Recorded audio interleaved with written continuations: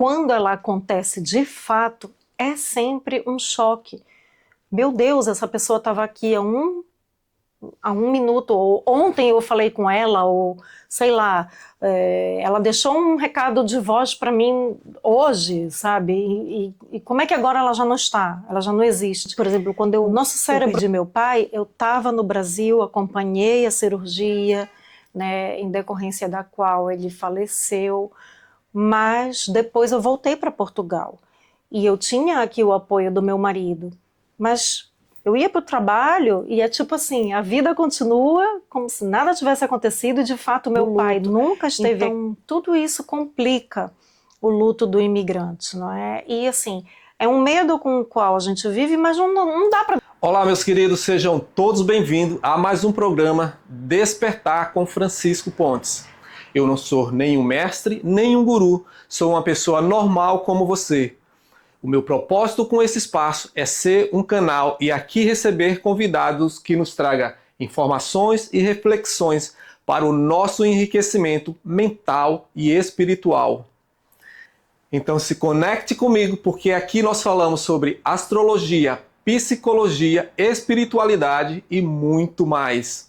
E o programa de hoje vem com ela, a nossa queridíssima psicóloga Larissa Andrade, com aquela palavra amiga e acolhedora.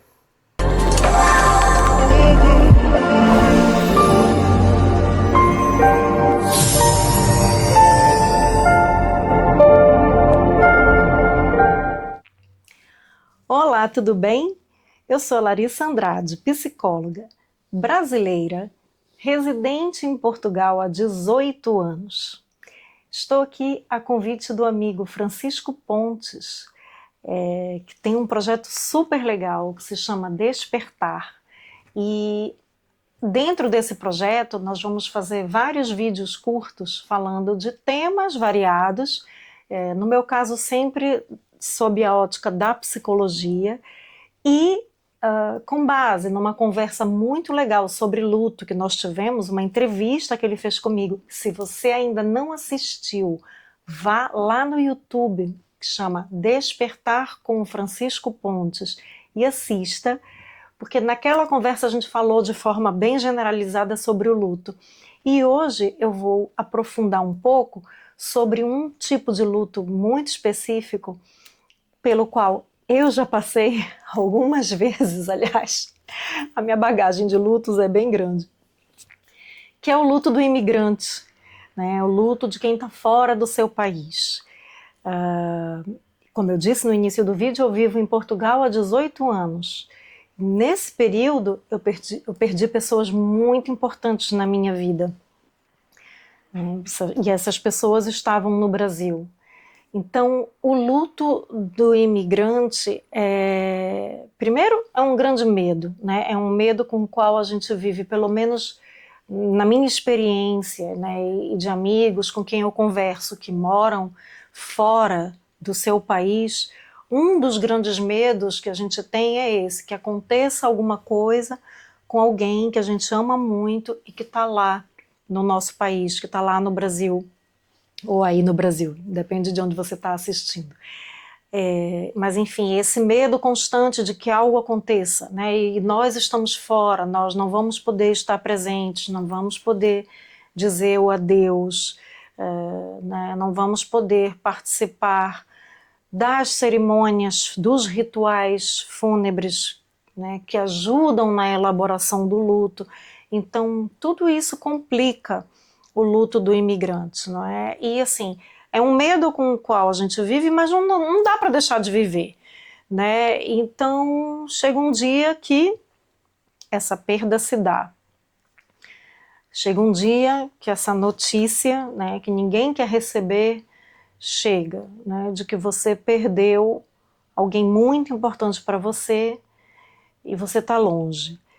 Então, esse luto, ao contrário dos lutos sobre os quais eu falei aqui antes, não é? O luto causado por perdas gestacionais, o luto que vive uma pessoa que perde um animal de estimação, esses lutos são mais, digamos assim, invisíveis no geral para a sociedade.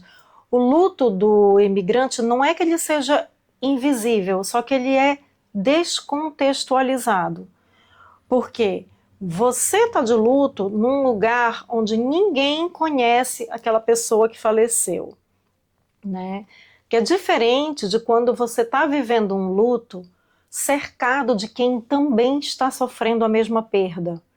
Então, você participa dos rituais, né, de fúnebres, você vai ao velório, você vai ao funeral, você vai à missa de sétimo dia, se for o caso, missa de um mês, famílias, por exemplo, em Belém do Pará, de onde eu sou, existe uma tradição que quando uma pessoa falece, os amigos e familiares se reúnem por 7 dias, todas as noites, até a, a, a missa de sétimo dia, para rezar o terço, né? E a gente aproveita aquele momento para chorar junto, né? Para lembrar de momentos engraçados, e tudo isso faz parte do processo de elaboração de luto, né? Porque quanto mais a gente se depara com a realidade daquela perda, mais vai ficando, digamos assim,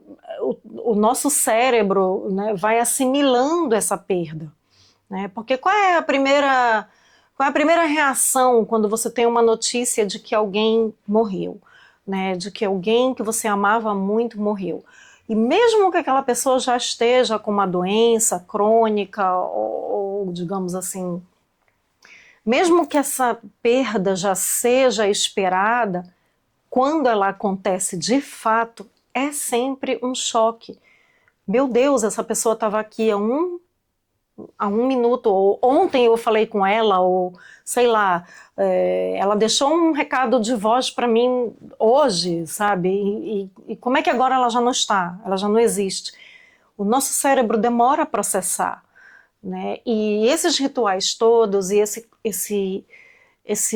convívio que existe no luto ajuda, né, a aceitação da perda. E a partir daí, a gente começa a reaprender a viver sem aquela pessoa.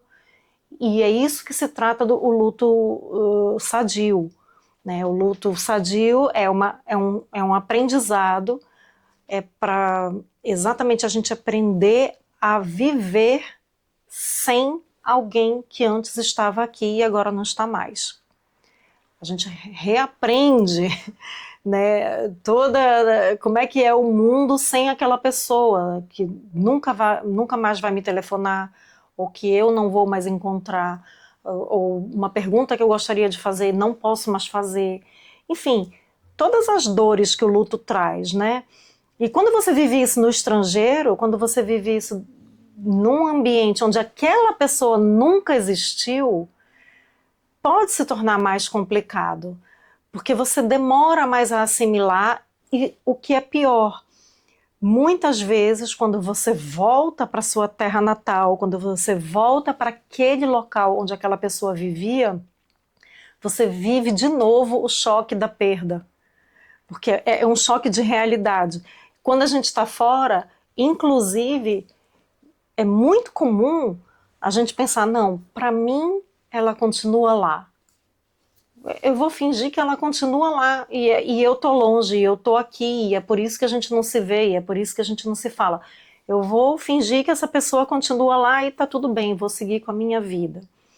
Mas não é assim, né? E quando a gente se depara com a realidade, na prática, a gente vive a dor da perda toda de novo, né? Então, assim, sem contar que você não recebe abraços calorosos de quem também perdeu aquela pessoa. Chorar junto ajuda, abraço ajuda, né? E, por exemplo, quando eu perdi meu pai, eu estava no Brasil, acompanhei a cirurgia, né, em decorrência da qual ele faleceu, mas depois eu voltei para Portugal. E eu tinha aqui o apoio do meu marido, mas eu ia para o trabalho e é tipo assim, a vida continua como se nada tivesse acontecido, e de fato meu pai nunca esteve aqui.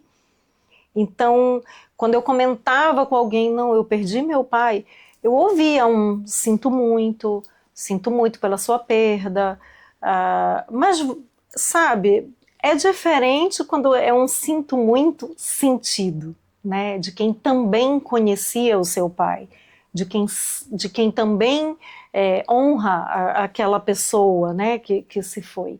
Então, o luto do imigrante pode se tornar também um luto solitário nesse sentido, né, em que ele não é compartilhado com mais ninguém que está vivendo a mesma dor. E aí é importante você buscar ajuda se tiver muito difícil de seguir em frente, se tiver muito difícil de suportar, né? Se você está se sentindo sozinho, vivendo uma perda profunda, busque ajuda profissional, busque grupos de apoio, converse, mande uma mensagem privada, por exemplo, aqui no meu Instagram, e a gente se ajuda. Tá? Então, se você está vivendo uma perda pessoal profunda agora, está longe da sua família, longe do seu país, longe dos seus amigos, não conhece ninguém ainda direito onde você está, né?